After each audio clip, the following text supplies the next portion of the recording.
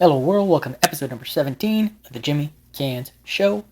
Another classic supercard retrospective, this time Starrcade 85 The Gathering.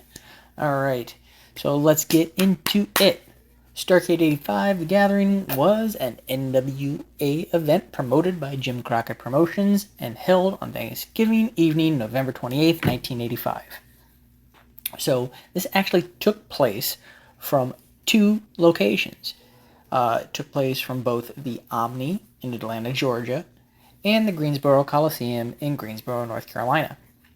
Had about 16,000 in attendance live in Atlanta and 18,000 live in North Carolina. So the event was aired on closed circuit around the Southeast as well as between the two arenas. And then it was later released on video. So my research showed that the original VHS release was published by a company called Presidential Square Distribution, but I can't seem to find any more info about that company. Like I said, that was just kind of could barely make that out down in the copyright lines on the back of an old VHS case. I kind of squinted and could barely read it. Scan online of an original case, and I could make that out, but I couldn't find anything out about that company. So there you have that one. Crockett was the first to do a multi-venue card. Here, Tony Schiavone and Bob Caudle called the action from both locations. The card featured 12 total matches, 6 at each location, and they bounced back and forth, but they didn't do, and they didn't do all the matches from one location and all from the other, and they didn't keep alternating back and forth.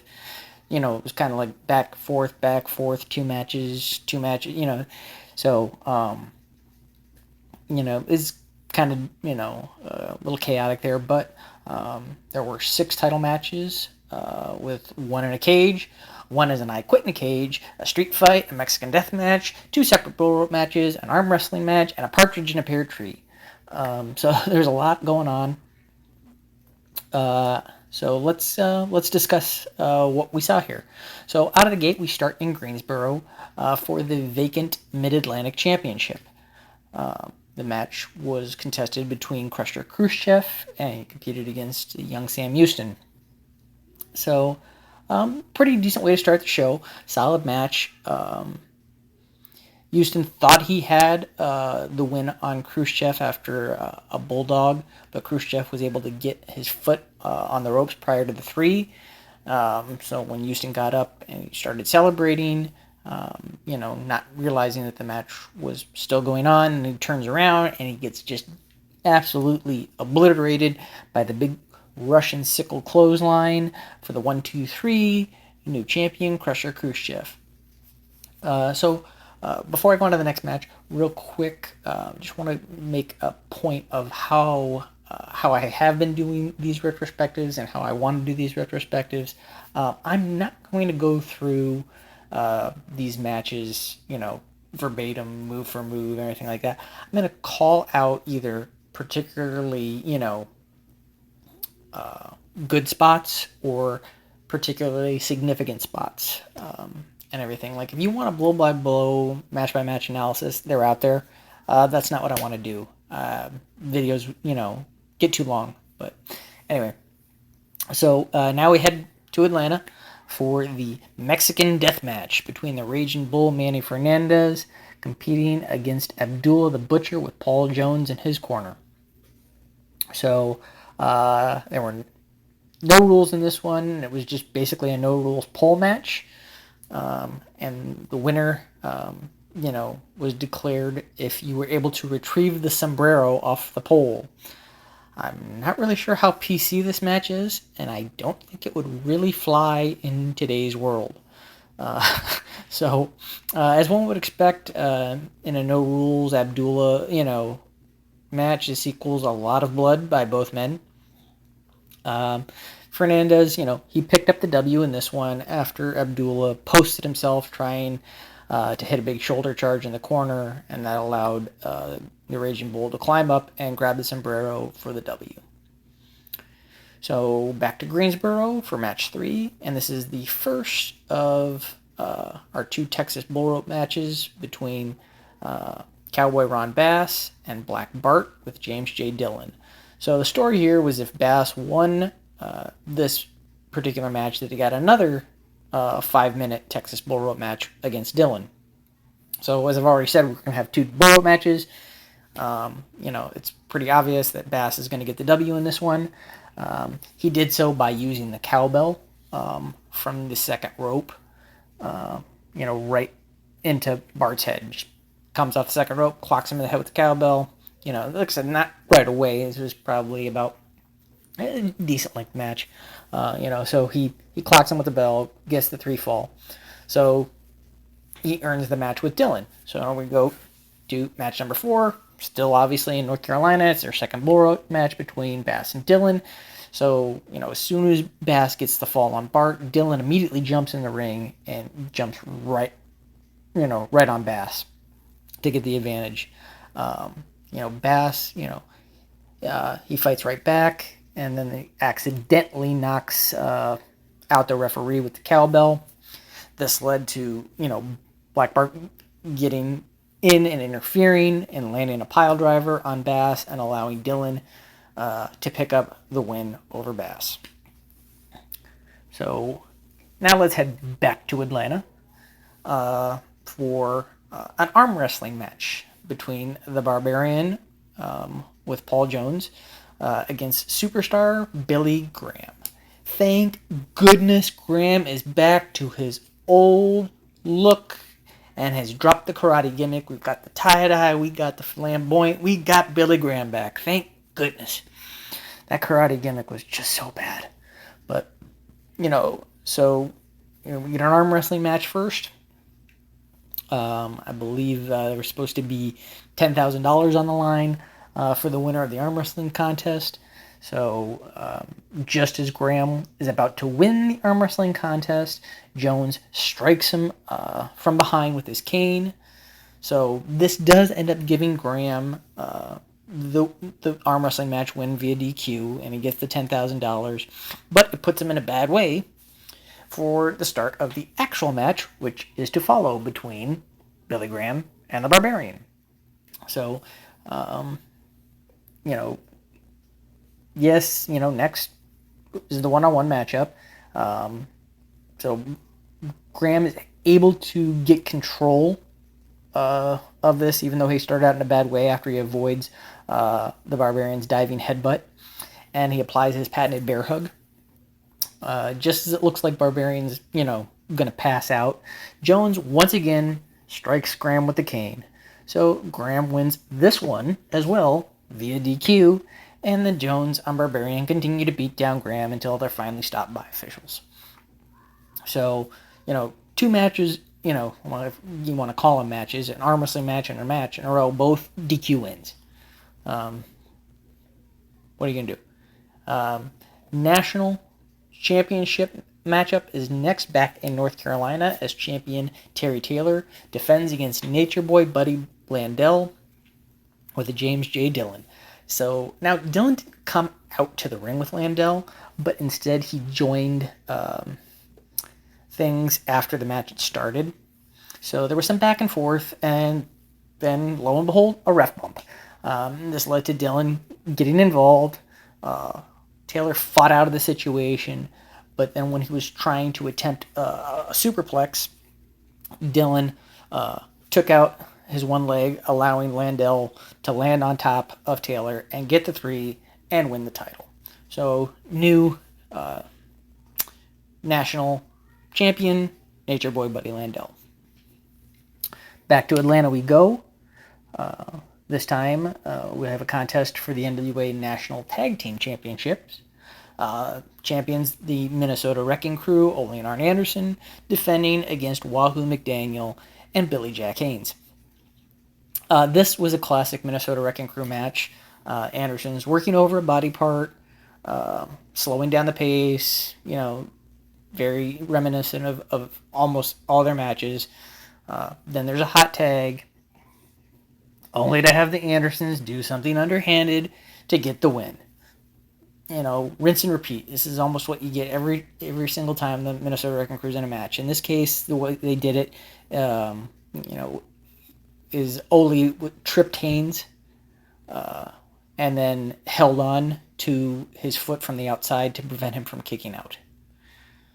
So Arn was able to get the 3, and the Minnesota Wrecking Crew retained the titles. So the cage is up now, and we're back in North Carolina. So this is probably why we jumped over to Atlanta, give them time to get the cage up. And now we're going to get the I Quit cage match for the United States Championship. Champion Magnum TA defending against Tully Blanchard with Baby Doll. Match starts with back and forth. Get to a point in the match where Blanchard, even attacked Magnum TA with the microphone, was grinding him into the cage. The referee gets knocked down. Baby Doll throws in a wooden chair. Blanchard, then attempts to use sharp parts of the chair on Magnum, who blocks it, and then Magnum gets a hold of the chair and then uses the broken edge, on Blanchard's forehead, forcing him to give up. And thus, Magnum TA wins the match and retains the title. So, now to allow for probably a little ring cleanup after the blood and everything, excuse me, it happened in the previous match, we go back to Atlanta for the Atlanta street fight between the Midnight Express, Beautiful Bobby Eaton, and Loverboy Dennis Condrey, accompanied by their manager James E. Cornette, against the team of the Boogie Woogie Man Jimmy Valiant and Miss Atlanta Lively with Big Mama. So Miss Atlanta Lively was actually just Ronnie Garvin in drag. So, interesting. Match, started with Valiant and Lively having the advantage until Eaton sent Valiant to the outside. And we get a double team. And, some back and forth. Yada yada. The conclusion kind of comes when the Express went to perform a double clothesline on Valiant, and Eaton attempted to jump from the top turnbuckle onto Valiant, but Lively caught him in the jump, with a big European uppercut, allowing them to get the pin on Eaton and win the match. So now let's head back to North Carolina for our second cage match of the evening. This one for the NWA World Tag Team Championships. Champions, the Russians, consisting of the Russian Bear Ivan Koloff and the Russian Nightmare Nikita Koloff, with Crusher Khrushchev accompanying them, against the team of the Rock and Roll Express, Robert Gibson and Ricky Morton, with Don Kernoodle in their corner. So, again, we get back and forth, blood, cage match. What would you expect in Crockett of the time? I believe this one, the finish came off of a simple kind of roll-up. As they come off the ropes, Morton, I think, gets the roll-up on Ivan to pick up the win and the titles. But then, just as I mentioned earlier, with the rinse and repeat type of booking we always got from Minnesota Wrecking Crew matches, we get rinse and repeat with the Russians. After the match, the Koloffs, along with Khrushchev, beat down Gibson with a chain. So sore losers. So now we head back to Atlanta for the penultimate main event of the evening, the NWA World Championship match between the American Dream, Dusty Rhodes, challenging against champion Nature Boy Ric Flair. So Bonnie Tyler's Holding Out for a Hero starts blasting over the PA system, and we see Dusty waiting to make his way down to the ring, psyching himself up. The image of this is burned into my memory. It was great, and Dusty makes his way to the ring, and then 2001 hits, and out comes Flair. But that entrance by Dusty, that was just so good for him. It was great polar opposites here between Dusty and Flair.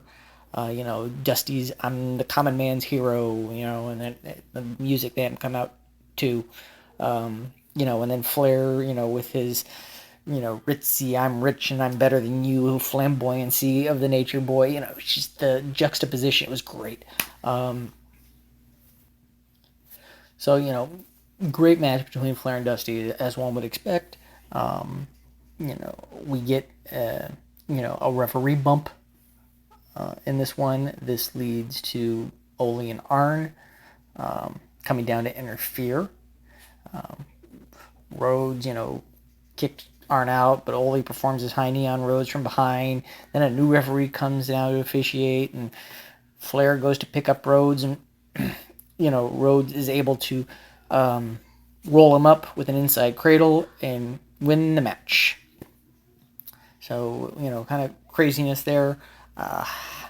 So we think we have a new champion in the American Dream. However, this didn't stand. As after Starrcade, Dusty's victory was reversed by the original referee, Tommy Young.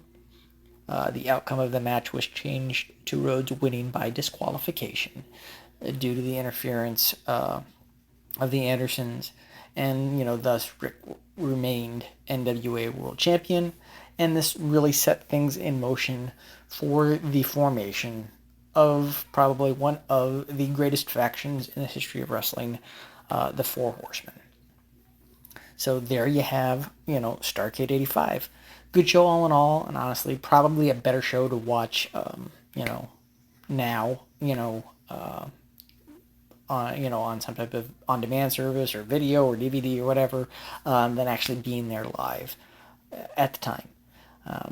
As if you were there live, you were really only getting half the card, and then you were watching the other half on a screen that probably wasn't all that great, all things considered. This is 1985 arena screens. Quality was not probably all that great. So, kind of feel bad for some of the people that ended up going to the event. You get to see 6 matches live and, probably barely see the other 6 matches. So, some of the matches just didn't hit in my opinion. Mexican Death Match, which was a sombrero on a pole match, really. 2 bull rope matches, arm wrestling matches, 2 cage matches. I mean, it was just kind of cluttered and repetitive. As I mentioned before, Russians, again, post-match beatdowns. We've seen this every show I think they've been involved in. Then you book a world title change only to turn around and reverse it. What was the point? It was just kind of a show that, it just didn't do anything to advance, too many things, in my opinion. I mean, we had, a vacated title, claimed, and then you had 2 title changes in the national title and the tag titles, and then you thought you had a world title change only to have it, get reversed. But like I said, I really do think JCP peaked, with that first bash. Not an awful show, not a great show. So ratings time, I'm going to give Starrcade 85, The Gathering, 5 out of 10. So there's that. So our next up in our classic retrospectives will be Vince & Company's foray into a multi-venue event, and that would be WrestleMania 2. So give us a like, share, subscribe. Stay safe out there, and I will see you when I see you.